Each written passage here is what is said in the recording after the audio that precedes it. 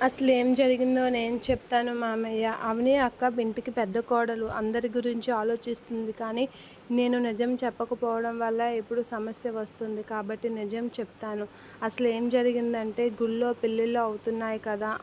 అందులో శ్రీకర్ పెళ్ళి చేసుకుంటున్నాడని నాకు అసలు తెలీదు. నాకు మీలాగే నేను కూడా అలా వెళ్ళాను. కానీ అక్కడ పెళ్ళిళ్ళు అవుతున్న వాళ్ళ పేర్లు గుళ్ళో ఒక బోర్డు మీద రాసి ఉంది. అందులో శ్రీకర్, శ్రియ అని ఉండేసరికి నాకు అనుమానం వచ్చింది. అవును, ఆరాధ్యకి శ్రీకర్ అక్కడ ఉన్నది చెప్పింది నేనే అని చెప్తూ ఉంటుంది. అలా చెప్పగానే ఒక్కసారిగా షాక్ అవుతూ ఉంటారు. అక్షయ్ వాళ్ళ అమ్మ అందరూ, కమల్ వాళ్ళందరూ షాక్ అవుతూ ఉంటారు.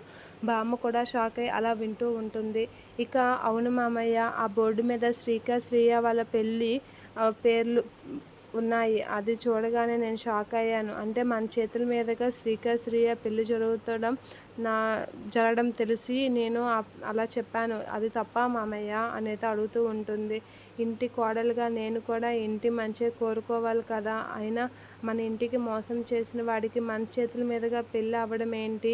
అందుకే నేను ఇలా చేశాను. ఆరాధ్యకి అక్కడ శ్రీకర్ ఉన్నాడని నేనే చెప్పాను అనైతే చెప్తూ ఉంటుంది. అలా అనగానే ఒకసారిగా అందరూ షాక్ అవుతూ ఉంటారు. ఇక పల్లవి అయితే నటిస్తూ, అవును మామయ్య, మన ఇంటి పరువు తీసిన వాడికి మన చేతుల మీదుగా పెళ్ళి అవ్వడం నాకు ఇష్టం లేదు. అందుకే అలా చెప్పాను. అలా ఎందుకు చెప్పావని అవని అక్క నన్ను కొట్టింది. అందుకే కొట్టింది అనైతే అంటూ ఉంటుంది. నేను అలా చెప్పడం తప్పా మామయ్య అనైతే అడుగుతూ ఉంటుంది పల్లవి వాళ్ళ మామయ్యని.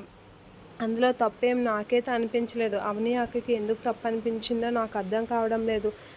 అలా చెప్పాననే నన్ను కొట్టింది అనైతే అడుగుతూ ఉంటుంది. ఆ మాటలకి వాళ్ళ అత్తయ్య అందరూ అయితే షాక్ అయ్యి అలా చూస్తూ ఉంటారు. ఇక పల్లవి అయితే అవనికి ఆగిపోతే అవని అక్క ఎందుకు అంత బాధపడుతుందో నాకు అర్థం అవడం లేదు మామయ్య అని పల్లవి అంటూ ఉంటుంది.